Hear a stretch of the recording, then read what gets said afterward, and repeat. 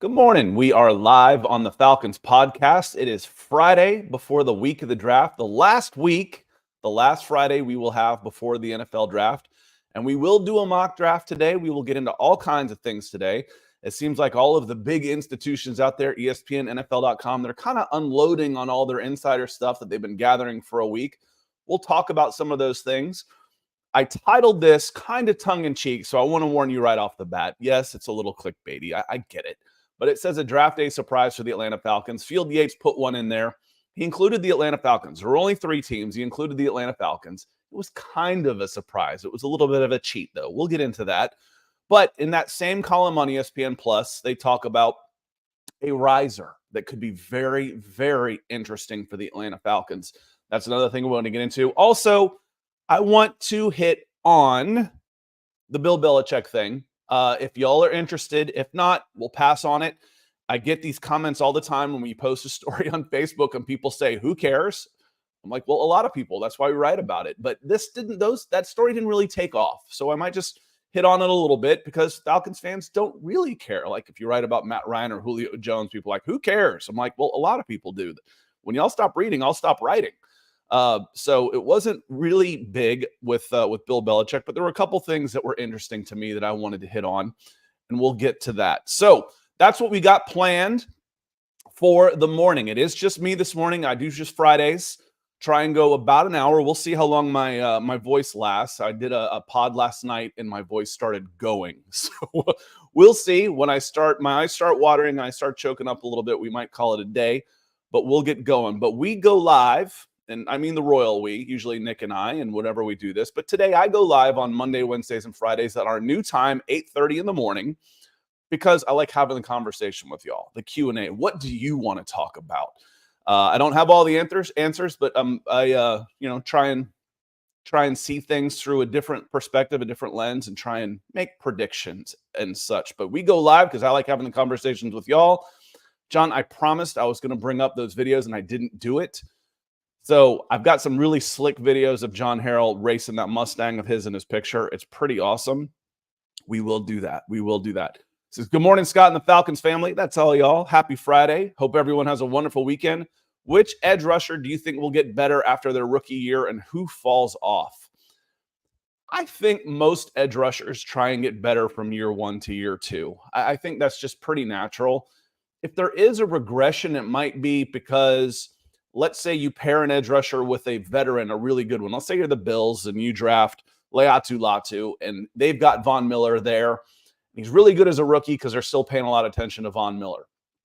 Or he gets plopped into the San Francisco 49ers room, and you got Nick Bosa there. And so let's say those guys move on, and you're there, and you have to be the number 1 guy in year 2.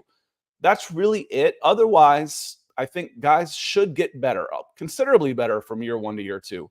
We saw it with Arnold Ebiketie from year 1. He had a sack and a half as a rookie, 6 as a sophomore.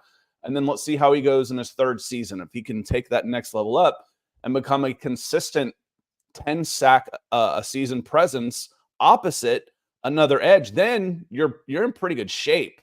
But the Falcons do need an edge. I still think it's their number 1 need. String Guy, Denver Broncos fan, supporting this morning. Coming in, saying good morning and happy Friday all to you as well. Love the community. We intermingle here a little bit. I got a question yesterday on the Broncos podcast I did. It's like, is Scott a fan of both teams? I'm like, well, kind of not a fan of either team, really. Kind of a fan of the process. And I've been doing sports media for 20-something years now that your fandom kind of goes out the window a little bit. And you root for the names on the back of the jerseys as much as you do on the front one. So, String Guy, I'm glad to have you in here.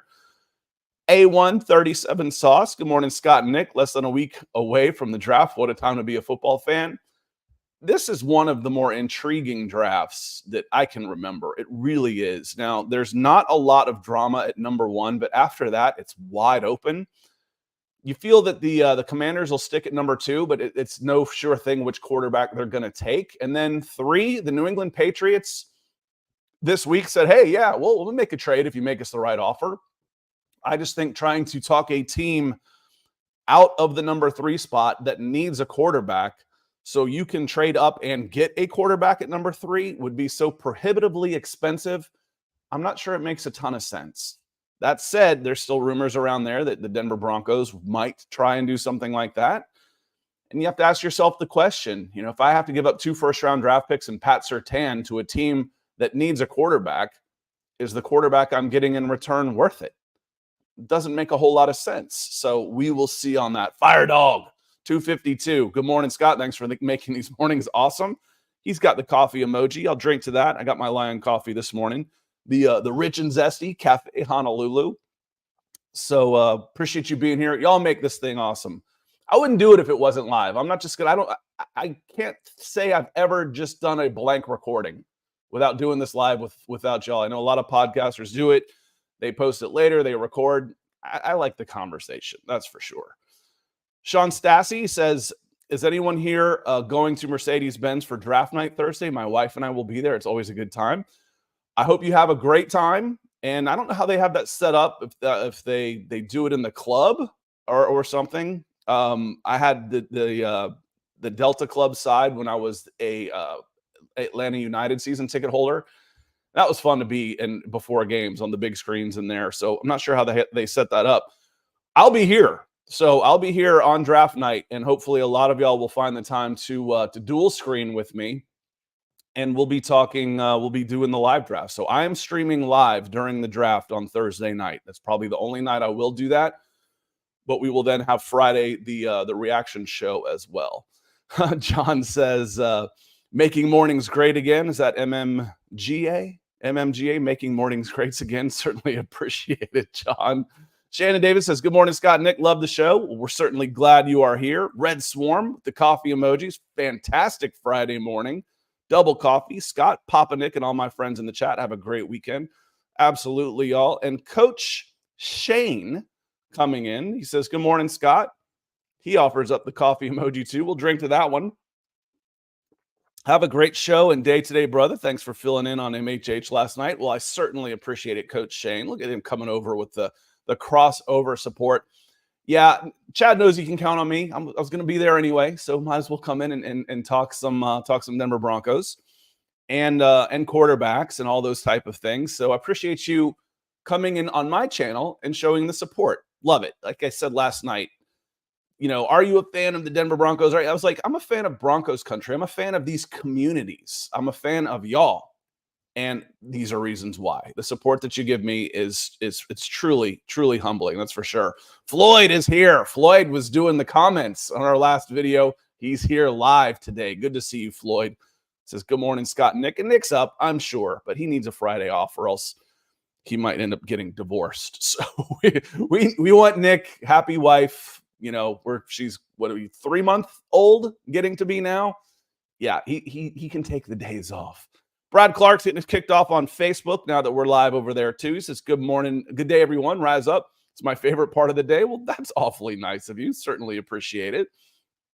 And Troy says it's not just you this morning. I made it. I'm hiding at work. Well, welcome in, Troy. Good to see you. And Dirty Bird says, morning, Scott. First time catching a live. Well, welcome in. Figure if we started just a few minutes early, we might lose a couple people. But we should gain some more that aren't able to come in and do this. So again, this is our new starting time, 8:30 in the mornings, Monday, Wednesday, Friday. And we get a lot of post-pod views, almost triple our views, 3 times our views are after we go live. So there's a lot of y'all watching. Say hey in the comments. We certainly appreciate you doing that for sure. Austin Fry says, hey, Scott, love the show. Thoughts on moving Caden Ellis to edge and drafting an inside linebacker?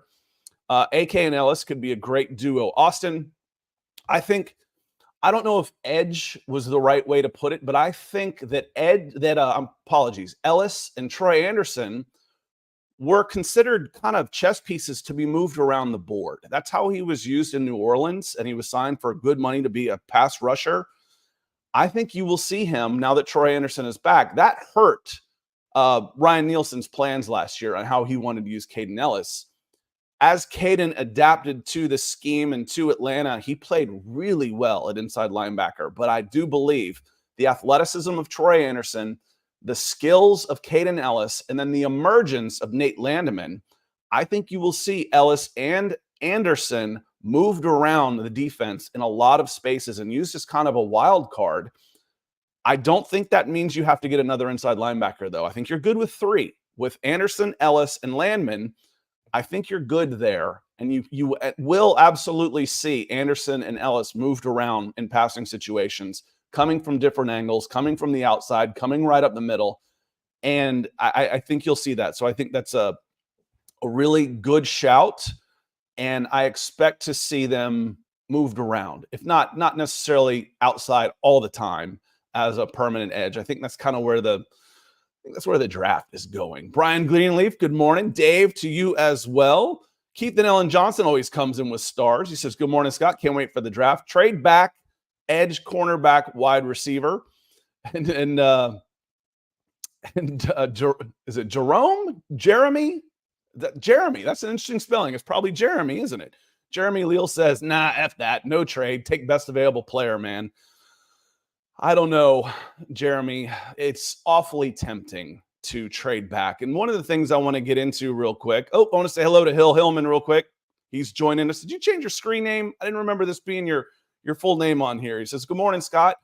Byron Murphy will be our Aaron Donald. Thoughts on that? So I think it was Daniel Jeremiah talking about who's not being talked about in the top 10 enough. And I think it was Daniel Jeremiah that said Byron Murphy is a top 10 talent. And he goes, say 8, for example. I could see Byron Murphy go. Defensive tackle out of University of Texas.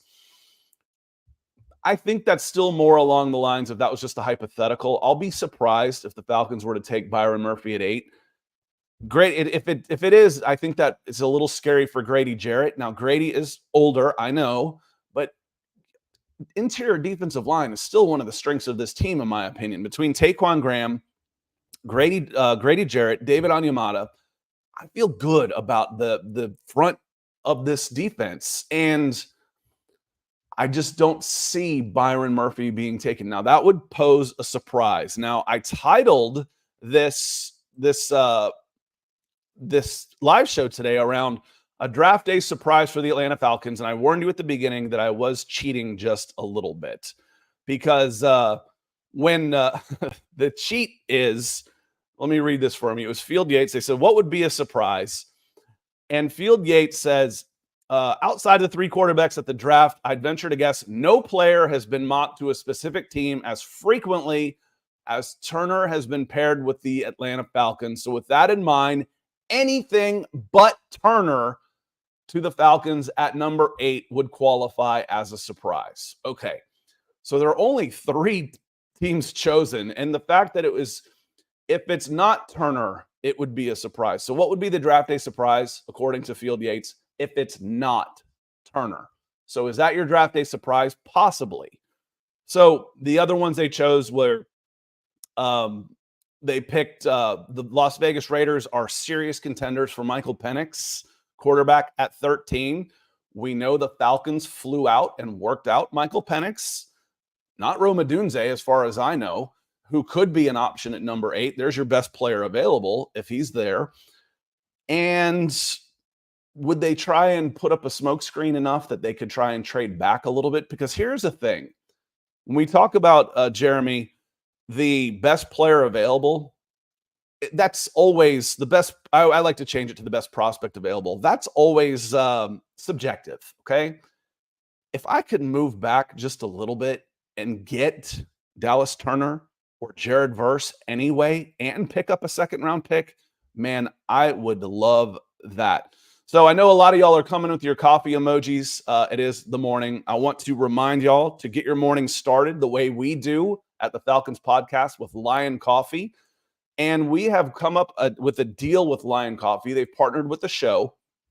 And you can check them out at lioncoffee.com. The description and the links or everything is in the description of all of the, wherever you're watching, it's in the description, either on Facebook or on YouTube. You can click right to it. They've got single serving. They've got flavored coffees that I know Nick loves. I'm actually a fan of their coconut, which I couldn't believe. I'm like, coconut coffee? But Patrick Wiltsey from Lion Coffee sent me some last year, and I tried it. I'm like, this is pretty damn good.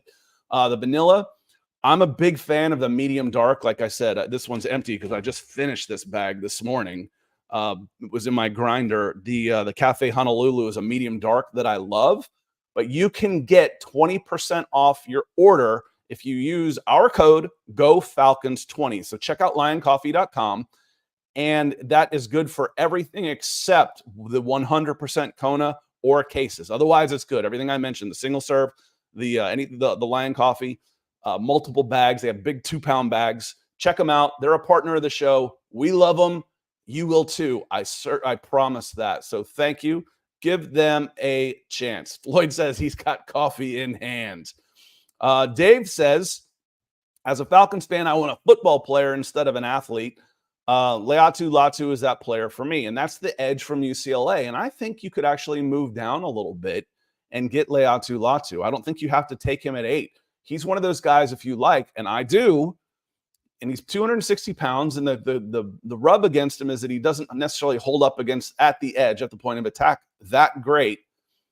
Is that a mentality? Because you're 260 pounds and he's strong as an ox. Is that a mentality that just hasn't been, really put into him at UCLA? I lived out west for 9 years. I did a lot of work with UCLA and USC and their teams and their fans like I do here. And one of the questions that I got into was, what's it going to take for UCLA to have a good defense? And I was like, first of all, you got to take a guy like Anthony Barr and get him from playing H-back and put his ass on defense where he belongs. Jim Mora came in, a defensive coach, did just that. And Anthony Barr was a first-round pick, played a lot of years in the league, and the rest is history. So there's not a huge defensive mentality out west. I'm making excuses to a certain extent, but I do like Latu. I do. The man's a technician for sure. Darius Mayfield coming in. He says, a draft day surprise. How about Johnny Newton, defensive tackle out of the University of Illinois University, the Fighting Illini?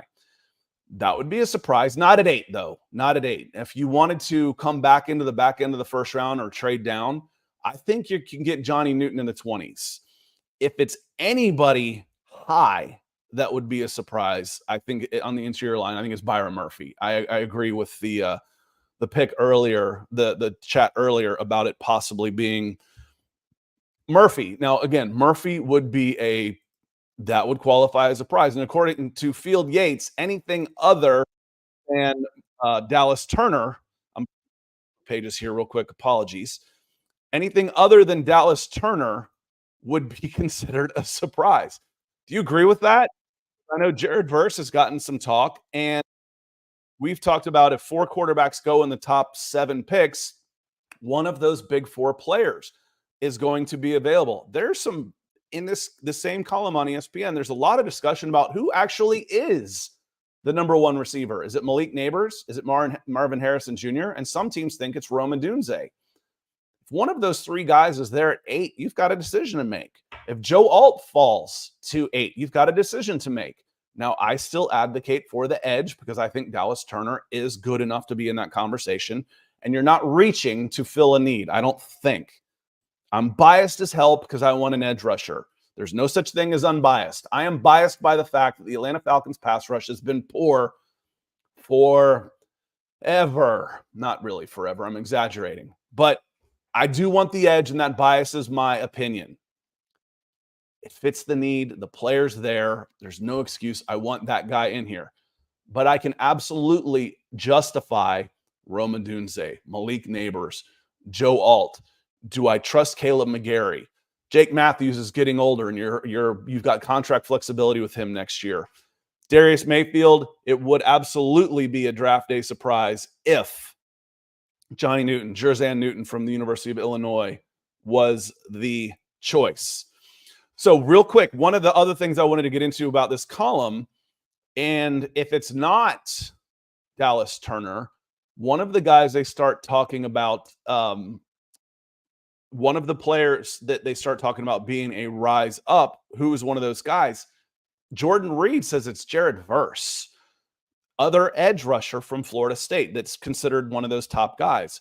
Reed says Verse being picked inside the top 12 isn't out of the question. Evaluators are really enamored with his floor and pro readiness of his game because of Verse's reliability against the run and continued improvement as a pass rusher. There are some that feel he's the best of the bunch as the position right now. Are the Atlanta Falcons one of those teams that think he's the best of the bunch at that position right now?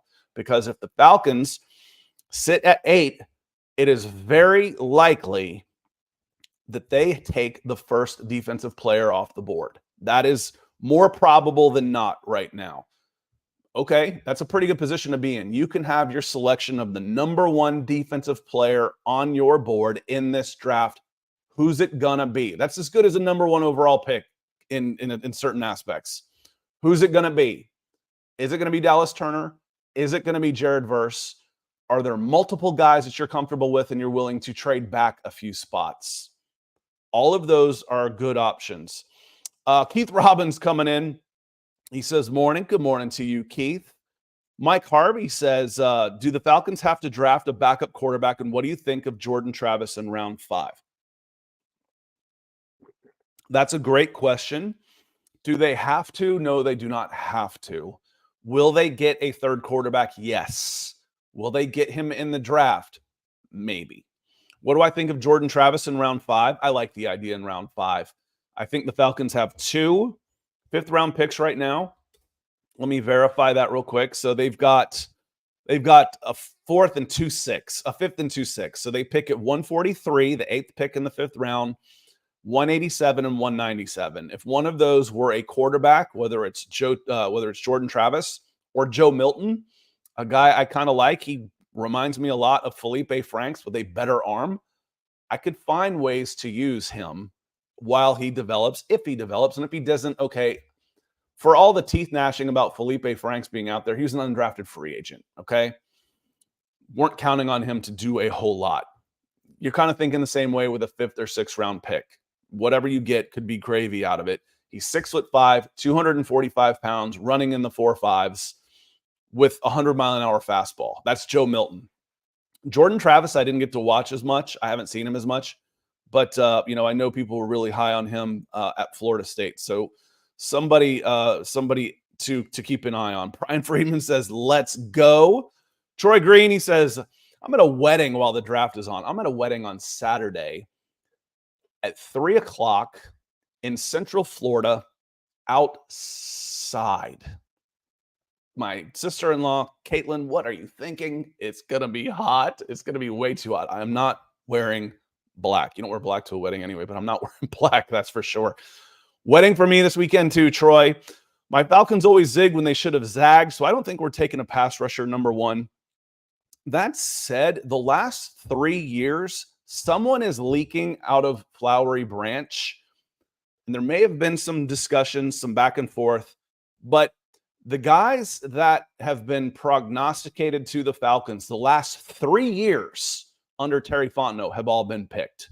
It started coming out that Kyle Pitts was going to be the pick. He was. It started coming out that Drake London was going to be the pick. He was. Bijan Robinson, same thing. He was. Right now, all of the arrows point to Dallas Turner. Let's see what happens. Again, it could be good with Jared Verse, could be good with a trade down. I can absolutely justify one of the big 3 wide receivers. I really want the pass rush addressed and hopefully fixed. The problem is there's no guarantee that it will be fixed, even with a high draft pick. Silas Draven, he's in here already today. He says, good morning, Scott and the Falcons family. That's all of y'all. Roger Cook's going to be here. I'll be with you on draft night for sure. Be my third with you. Well, good. It'll be late, brother. Roderick's over in Europe, so it'll be midnight. At least when we go live, it might be 1 a.m. So I know it will be late. And if you're here, you're a real one. I'm not staying up that late to watch, anything. I'll get up at 6 a.m. and watch something on record in bed before I will watch something at 1 o'clock in the morning. So I think that's pretty awesome. Keith says, can't wait for the season to start. I'm ready just for draft. I feel like there's been a little bit of mock draft fatigue. I mean, how many times can we pick Dallas Turner to the Atlanta Falcons? That part of it's been a little bit boring. That said, we are going to do together a mock draft. We'll go 7 rounds, and I'll probably try and trade down again and see if I can move down a little bit. Because Beasley just said what I did. This draft needs to hurry up, man. My brain is tired. Yeah, between the Broncos for breakfast and Falcons, at least with Kirk Cousins, we haven't had to talk about the same quarterbacks over and over again. With Broncos, I feel like we've been talking quarterback for 3 years. So I'm ready for it to get here. James is here. He's doing the right thing. He says, I'm just here so I don't get fined. I think that's the right thing. Otherwise, the kangaroo court was coming after you. Glad to have you here, James. He says, and then Justin Palmer, love the off-roading on that Jeep on your picture. He says, good morning, everyone. Fairly new listener here. We'll welcome in Justin. I don't usually get to listen live. Thanks for what you do. Well, thanks for being here. That's why I'm here. So thank you. Let's see, Floyd. Floyd says, I'm a diehard Falcons fan, but they need to draft hard defense first and second round no matter what. Floyd, I won't say that for the second round. I don't say they have to one way or the other. Would really prefer the edge rusher in the first round. That is my heavy preference, especially after the way thought that anyway. And then the draft, the NFL Combine comes and goes, and you just get eye-popping numbers from a couple of these guys. You're like, there's no excuse here. Edge. That said, the wide receiver position is so loaded. The Falcons do need a wide receiver too. They need a cornerback too. They need a safety. The wide receiver position is so loaded that I almost always want a wide receiver in the second round. It's hard to pass up. I like the idea of taking those 2/3, packaging them together and getting way up in the second round and maybe getting your corner and a wide receiver. There's so many good ones. And then I get into the third round and I'm like, there's still wide receivers here I love. So Floyd, to your point, I want a wide receiver on day 2. Somehow, some way, I want the Falcons to get a wide receiver on day 2 because there are a lot of them with completely different skill sets. Can I sneak a Lad McConkey into the slot? Can I get a Malachi Corley in the slot? Can I get the gigantic Johnny Wilson with the 75th type of pick? There's guys everywhere. Day 3 is not McConkey, but Luke McCaffrey. Is McCaffrey going to be there? Ricky Pearsall from Florida. Roman Wilson from Michigan. There's just so many of them. I want to come out of this draft on day 2, Friday night, with a wide receiver. That's what I would be looking for. Camden Hill, good morning, everyone. Good morning to you. Again, a lot of first-time watchers. I love it. He says, first time being able to catch a live. Can't wait to see the ways the Falcons surprise us next week. Yeah, I agree with Field Yates on ESPN. If it's anything other than Dallas Turner, I'll be a little surprised. I will be not so surprised if it's Jared Verse. And a trade back wouldn't surprise me. Try and move back. They're in a great position to move back, but are they going to get a good enough deal to do it? You have to figure the Minnesota Vikings want to move up, but I think they want to move up into the top 4. The Denver Broncos want to move up, ditto. The Las Vegas Raiders want to move up, ditto. Not every one of those teams is going to be able to. How desperate are they going to be for a quarterback? Does one of those teams really want the offensive tackle? If Joe Alt is there, does one of those teams really want a number 1 wide receiver? If Rome Odunze, Malik Neighbors, or Marvin Harrison Jr. falls, I don't know that you can get me out of 8 if Marvin Harrison Jr. is there. But it would take a pretty good deal. But yes, going to be a fun week. Again, I go back, first impressions leave lasting impressions. And I just remember the days of, Dan Reeves always trying to outsmart everybody. I think it's okay to do what's obvious. Yes, you need an edge. There's good edge rushers. You need a corner. You need a wide receiver. 1, 2, 3. Those are your 3 biggest needs on day 1 and at least in the second round.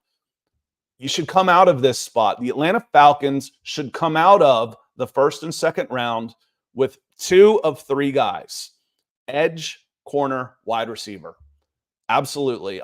That will be surprising to me a little bit if they don't.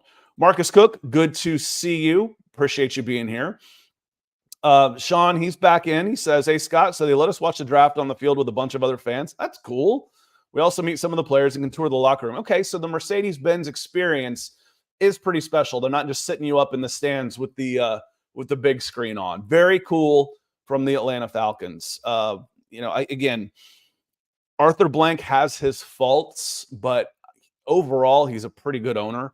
I think his biggest problem is his loyalty to a fault and trusting the guys around him too much, which makes him a great boss and a great person to work for. but doesn't always, get the kind of results, the kind of cutthroat results that you want as a fan. And that, let me touch on that again. We're at 30 minutes. We just hit the 30-minute mark. Let me touch on that, and I want to hear some of your thoughts on the Bill Belichick thing, where Bill Belichick he thought he had the Atlanta Falcons job on the day it was given to Raheem Morris. So up until a few hours, I'm sure they called him and said, "You're not the guy." He didn't find out when Raheem Morris was announced. He thought he had the job. He didn't get the job because Arthur Blank is cross-referencing sources, calls up Robert Kraft, and Robert Kraft says, "I don't care what Bill has told you. Do not trust him. He is cold, he is calculated, and he will likely not hold to his word of not wanting to be involved in everything and stepping on the people that you have there, specifically Terry Fontenot." And they went in a different direction. And then the panel that Arthur Blank put together, I'm sure it included Fontenot, included Rich McKay, included Arthur Blank, voted on their top candidates of who they wanted, and Raheem Morris was a unanimous number one, according to the report on ESPN, and Bill Belichick didn't even finish in the top three.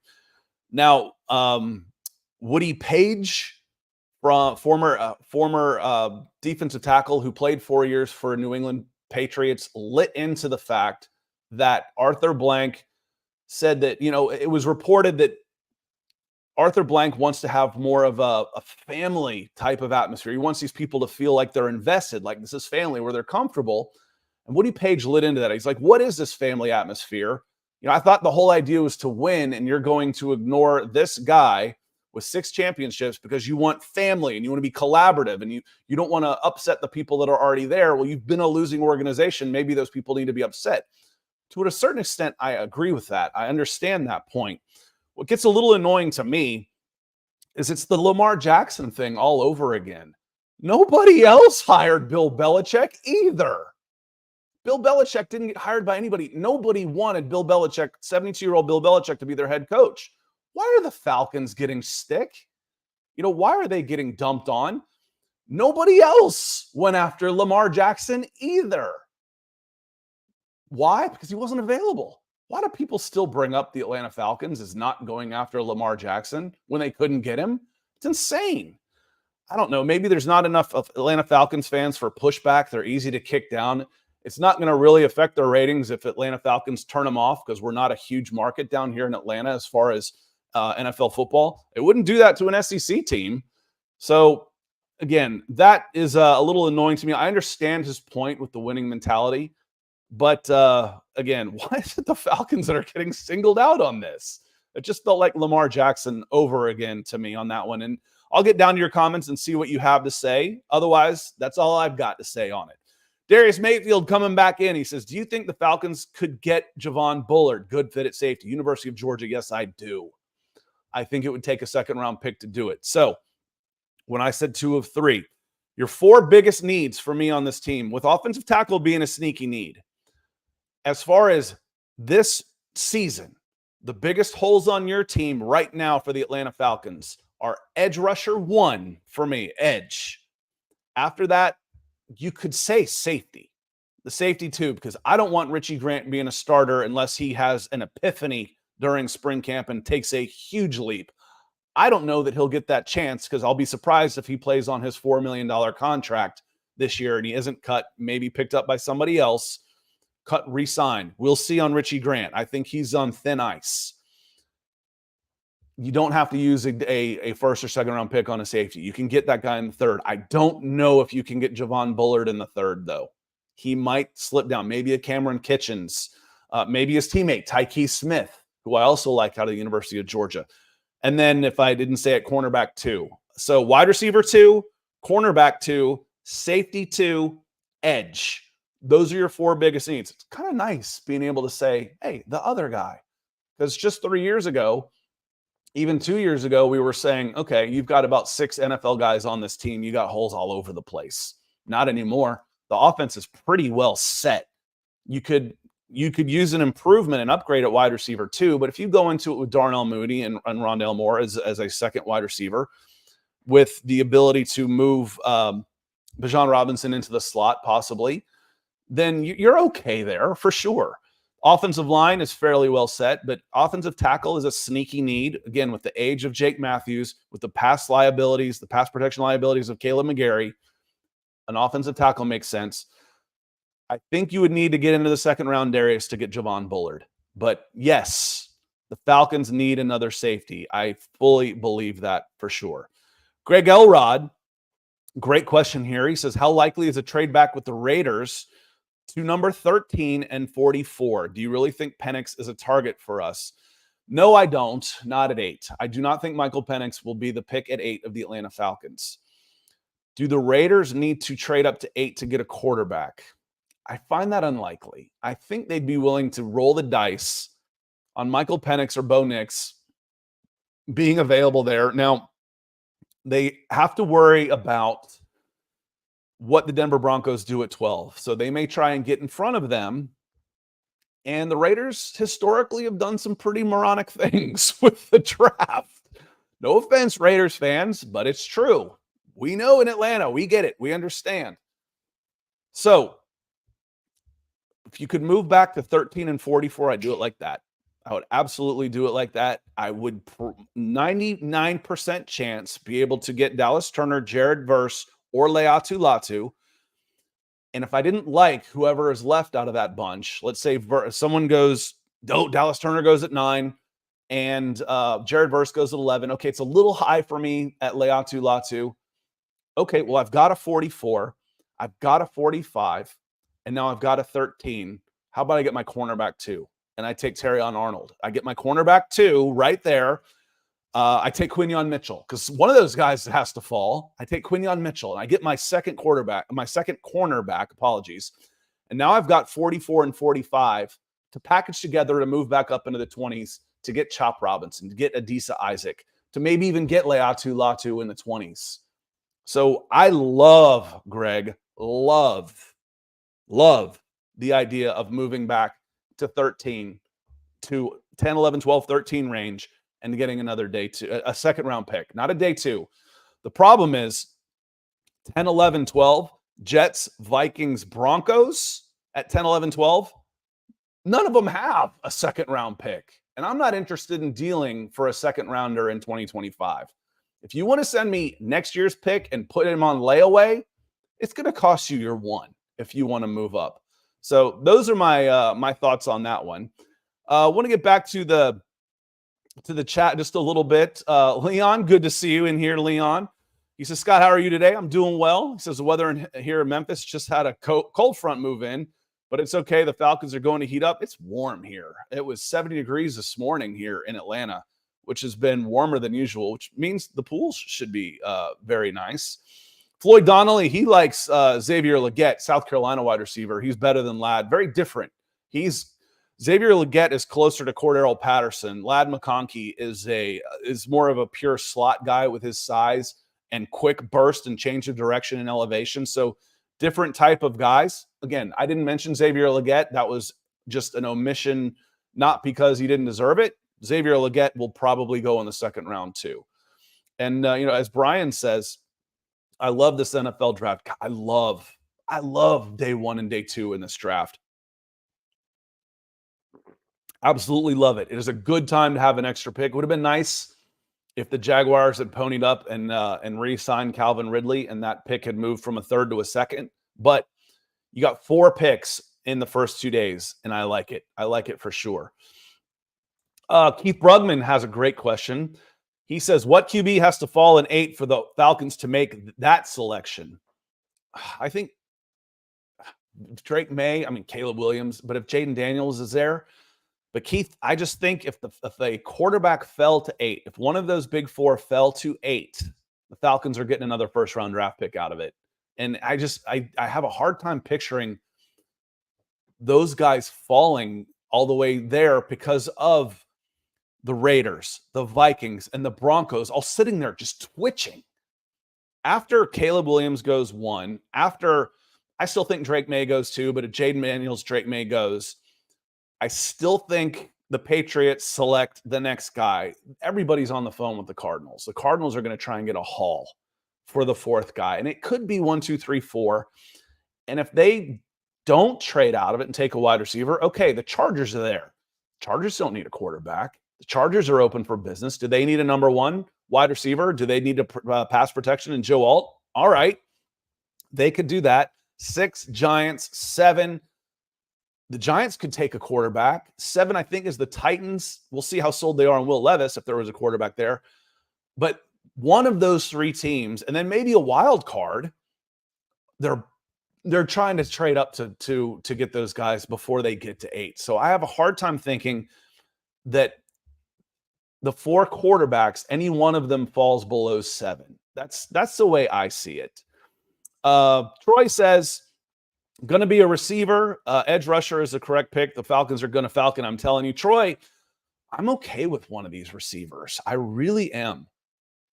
If you go back, this is our 4th draft together since I started getting back into this content. I'm in my 4th year since I started getting back into Falcons NFL content on the content side of things.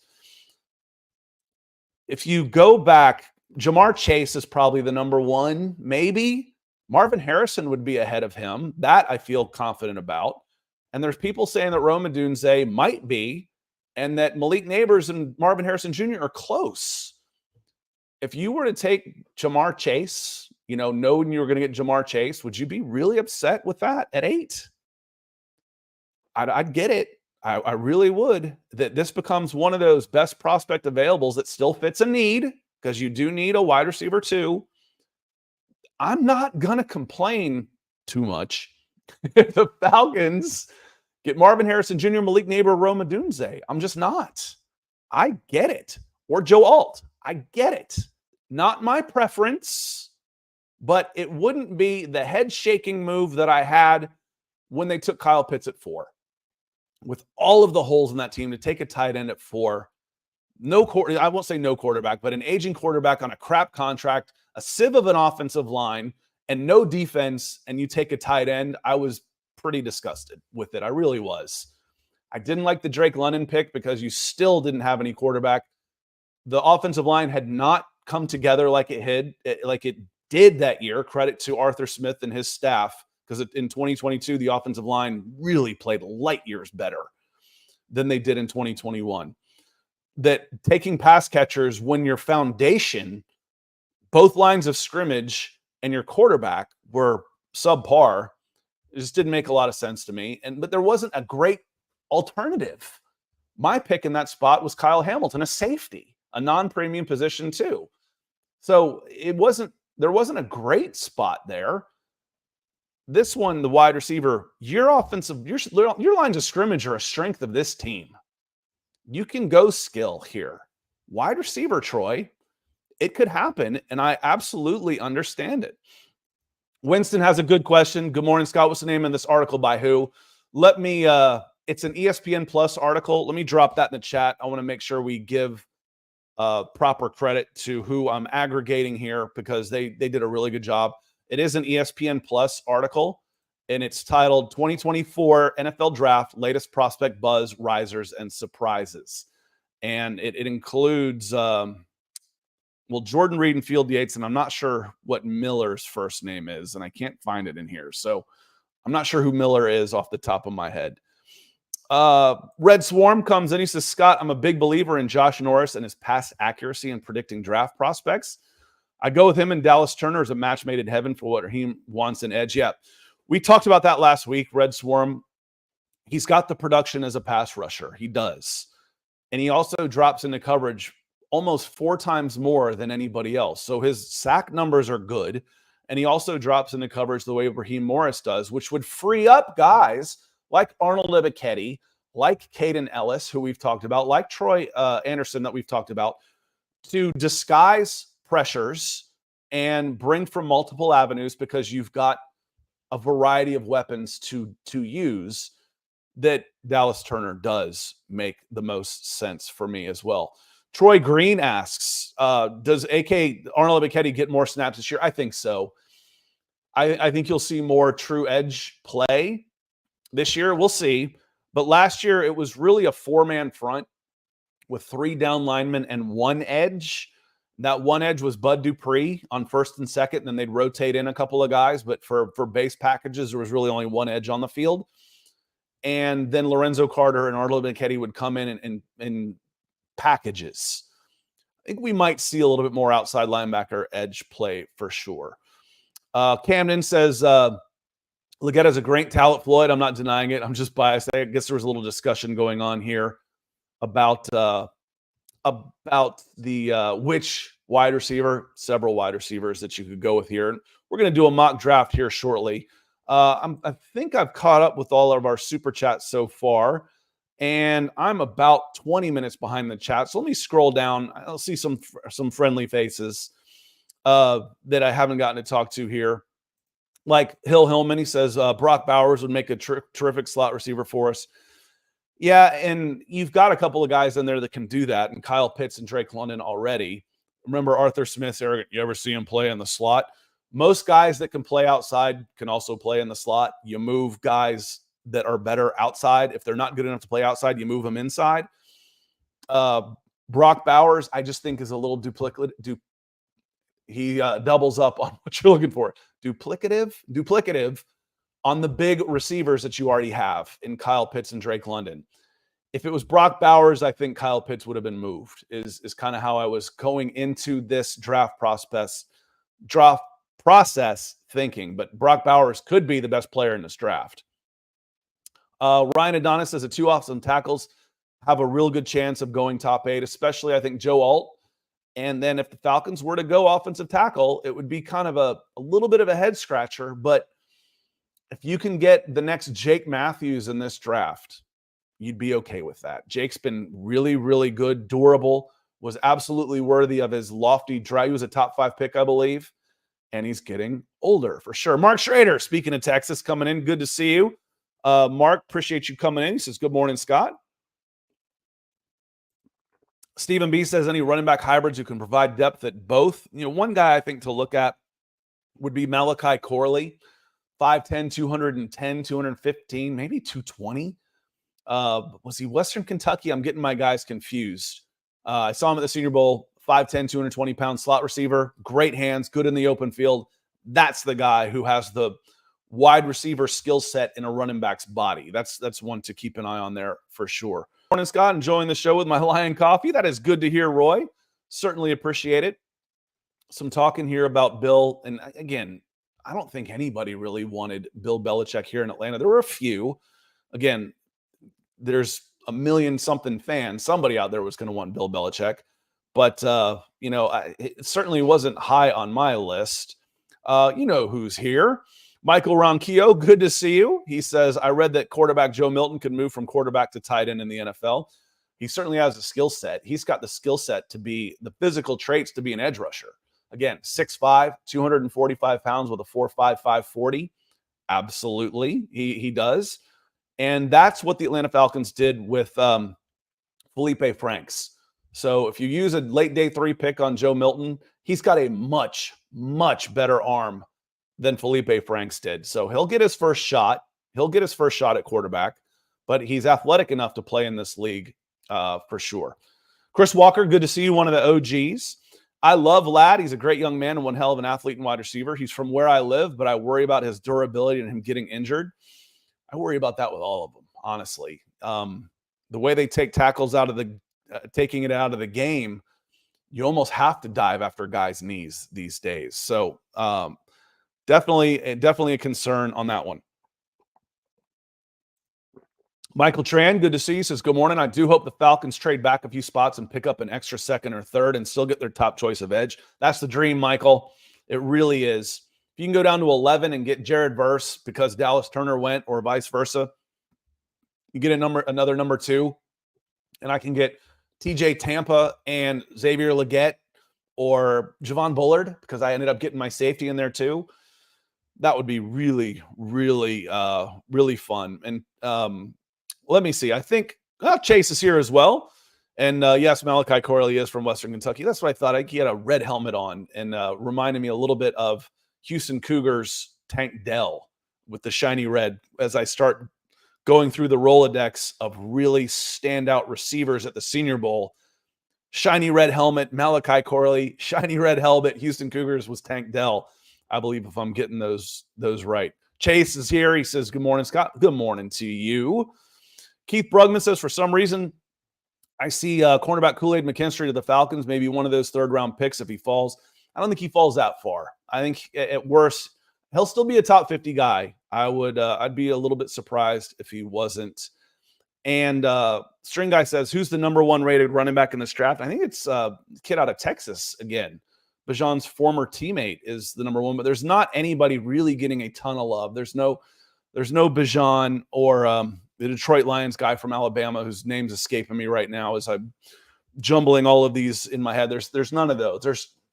It will be an absolute shock if a running back goes in the first round this year. So not quite the same. Inclusive TV, good to see. Says, what about Penix in the third round? Would love it. I would love it. You've got the 2 third-round picks. If one of them was used on Michael Penix as a quarterback of the future, develop and see how he becomes because he falls a little bit because people are a little scared of his injury history. Great. I would absolutely love that pick. And Chase says, is Denver not likely a trade partner with Atlanta to move up to 8 since they do not have a second-round pick? I think if I'm going from 8 to 12 and you don't have a second rounder, I want your first. I want a first next year or at least a third and then another one for 2025. And I don't think we'll have to see. You can't. Denver's not moving up unless it's to get a quarterback. And will there still be a quarterback they want to move up for at 8? That becomes the question because I think Denver, I think Vegas, I think Minnesota, they want to move up to 3-4. And if there's still one there because they happen to fall and those guys stayed put and did not take quarterbacks, one of the 4 is still there, then San Diego, the Chargers want to move down. Then who's at 6? Did I say? I've forgotten already. It goes Chargers, Titans at 7. 6 is just completely losing my. The Giants might want to go quarterback. So it's going to be fascinating. It really is. And we'll be here for it. I hope you'll join me on draft night when we do this. So let's hit on this one real quick.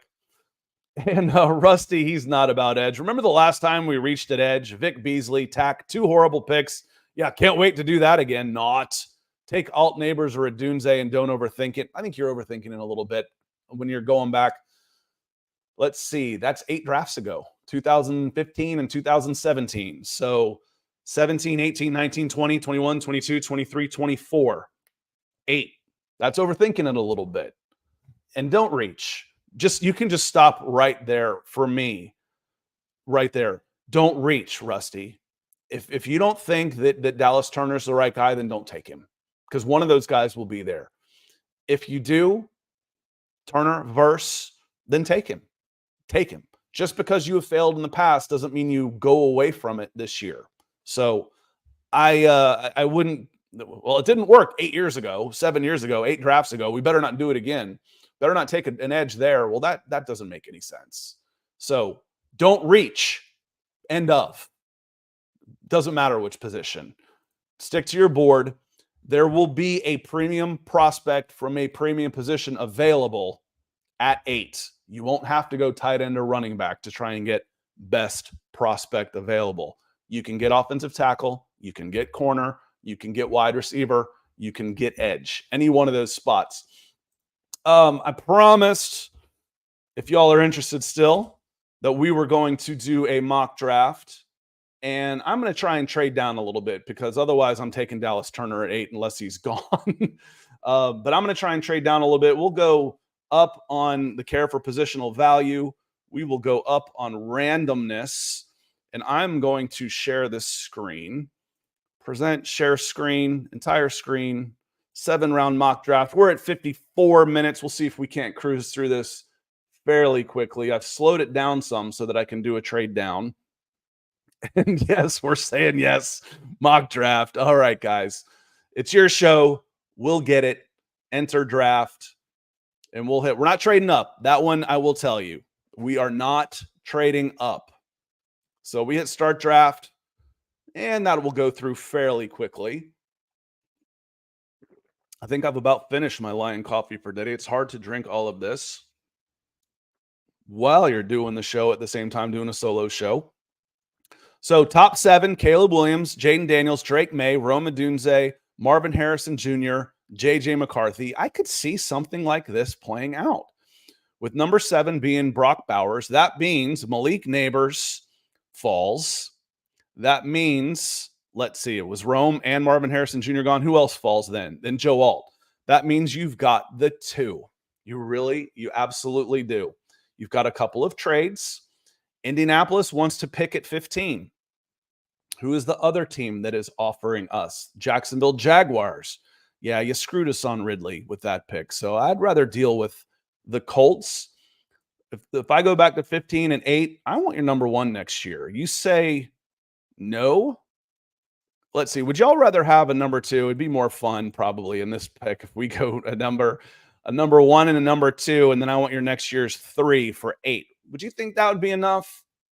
I really want, if I'm going back to 15, I want your next year's number 1. But for this draft, because we want to get the extra pick, let's go 15 and 46. If I'm sitting here and making this draft, if I stay at 8, I'm probably taking Malik Neighbors.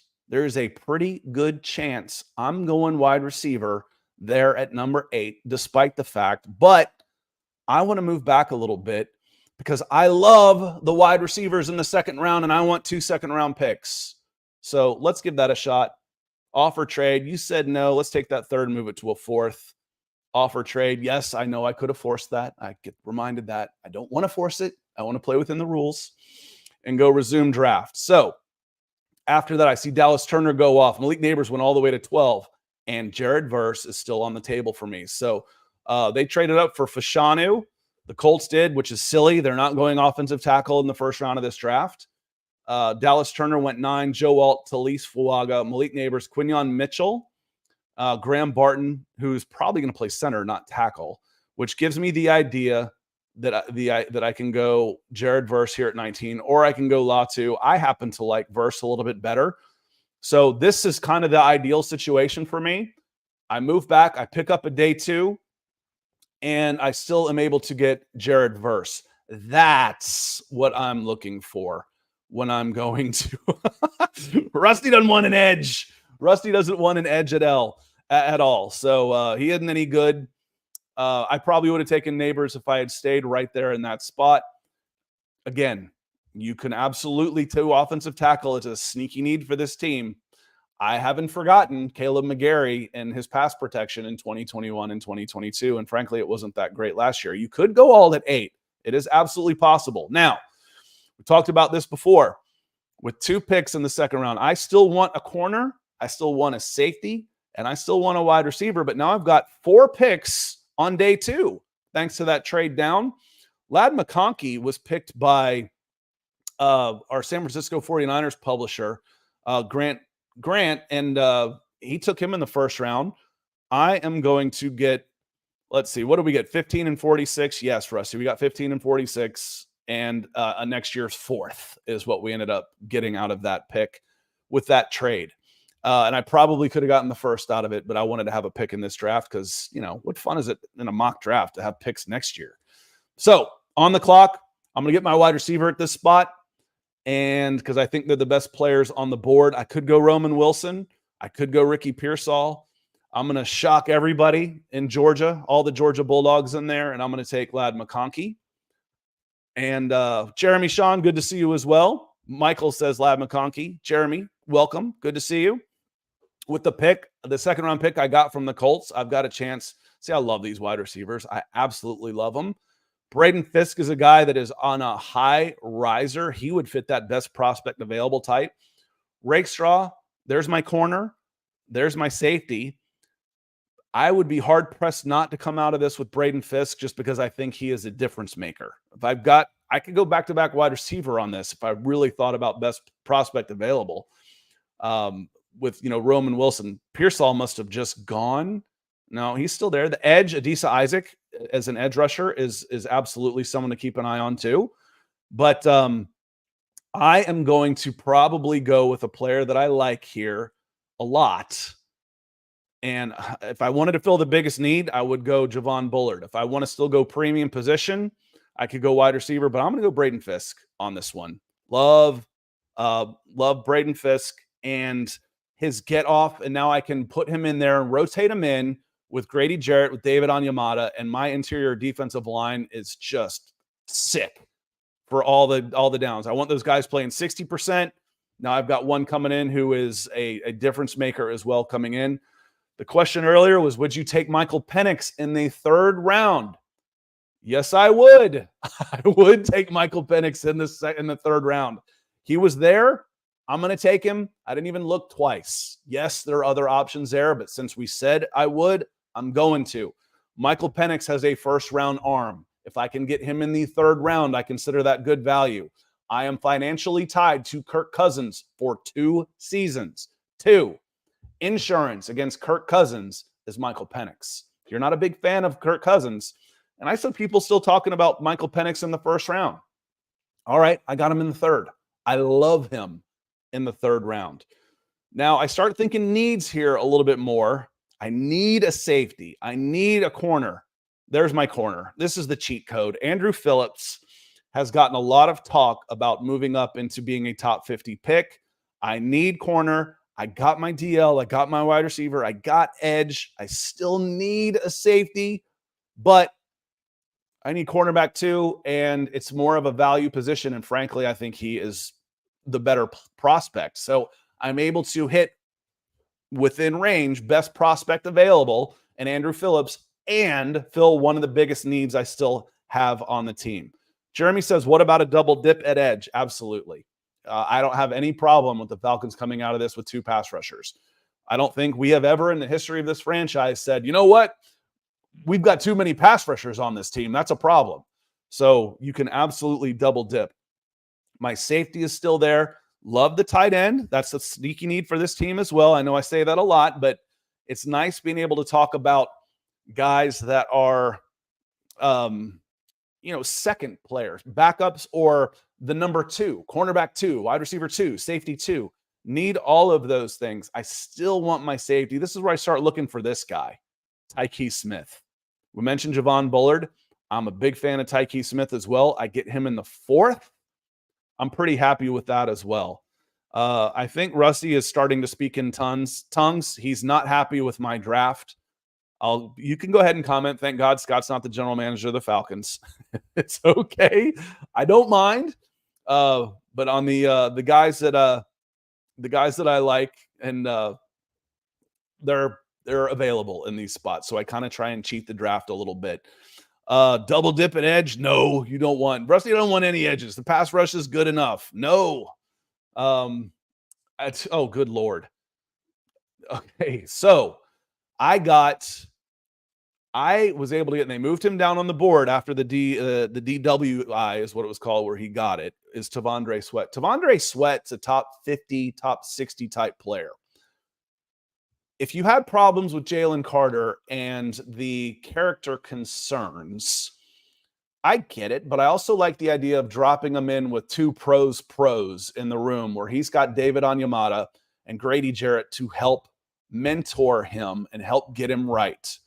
I am now in the 5th round, and Tavondre Sweat's on the board.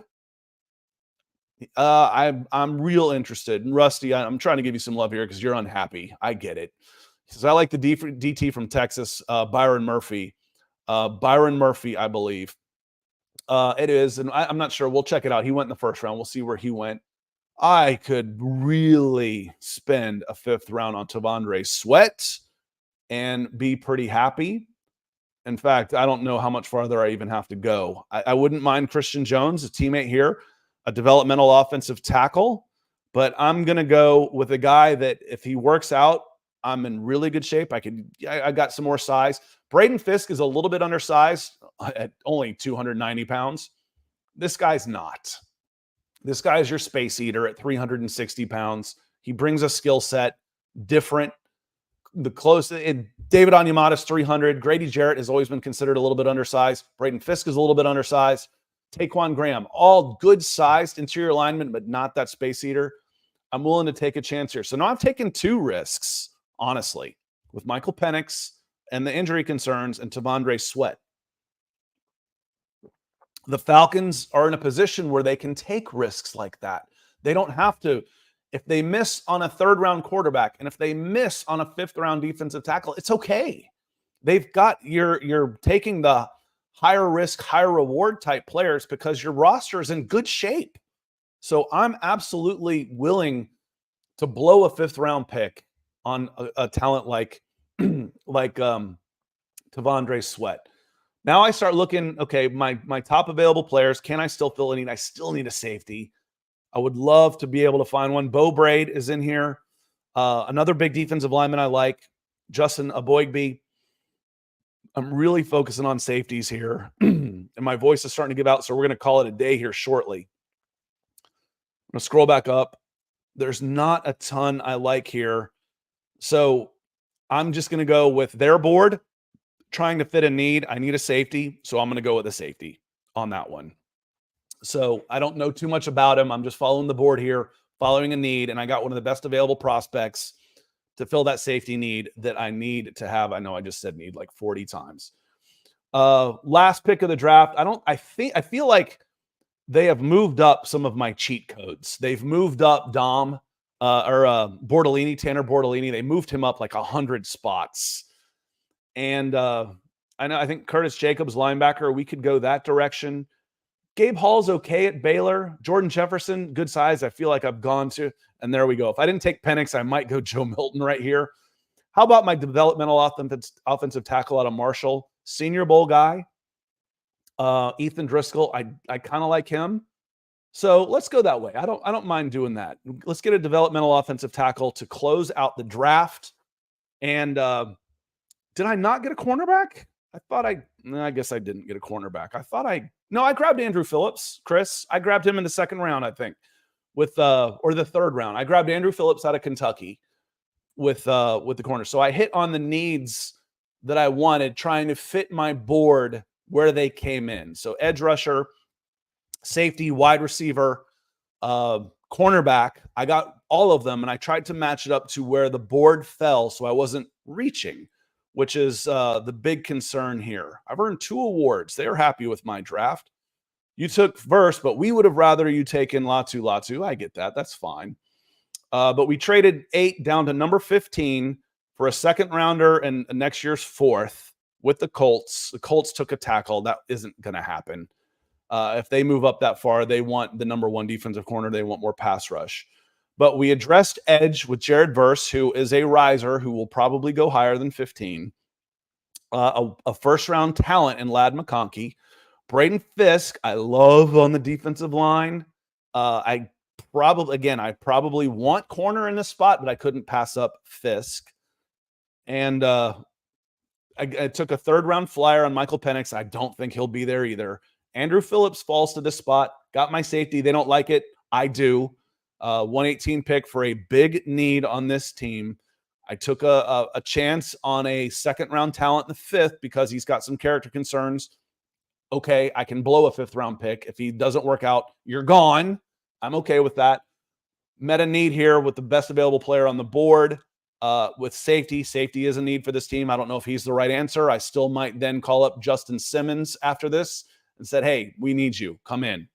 And then Ethan Driscoll, he looked pretty good at the Senior Bowl, developmental offensive tackle in the 6th. That's what we are looking at here. And Rusty's got it figured out. Let's just get Patrick Mahomes. Yeah, I think so. There is almost as good a chance of getting Patrick Mahomes this year as there was getting Lamar Jackson last year. So I fully expect the mainstream media to be all over the Falcons if Kirk Cousins flops for not getting Patrick Mahomes. Or they'll just regurgitate the Lamar Jackson. They could have had Lamar Jackson. No, you freaking idiots. No, they couldn't. Why didn't they get Bill Belichick? Why didn't anybody else? So on that note, y'all, where did Murphy go? That was one of the questions. Byron Murphy went 16. He went the pick right after ours. So Rusty, you're pissed. I get it. Why didn't you take Byron Murphy? You morons. Scott, GM, Atlanta Falcons. Because I like where the Falcons are on the interior line, and there are a couple guys that I liked a little bit later. Braden Fisk's really good. So I got Jared Verse and Braden Fisk. I think that is a combination better than Byron Murphy and any other edge that would be that I could get in the second round. We'll see. I'm not sure where Nealand went. That's a guy who is Marshawn Nealand is sneaking around a little bit, is getting some love at the edge rusher that could be a second round pick. So that's the day. That's the final mock draft I'll do by myself until, well, Thursday. We are, 6 days and counting until draft time. So want to say thank you to everybody. We're going to get out of here. Want to say thank you to my Super Chat superstars. We had Coach Shane coming in. We had Darius Mayfield coming in twice. Thank you, sir. And we had Greg Elrod coming in as well. I'm going to stop sharing the screen. I had Keith and Ellen Johnson on Facebook. Thank you for the stars. I don't think I missed anybody else, so I want to say thank you to everybody else for being here. Enjoy doing these on Fridays. The show has grown on Fridays. Now that we're doing them here because of people like you, make sure you get your Lion Coffee. Check the description for your discount code. It's lioncoffee.com. Go Falcons 20. Have a great weekend, everybody. I'm off to Central Florida for a couple days, but we will be back on Monday. It will be draft week. Y'all have a hell of a weekend. Thanks for being here. We'll see you next time.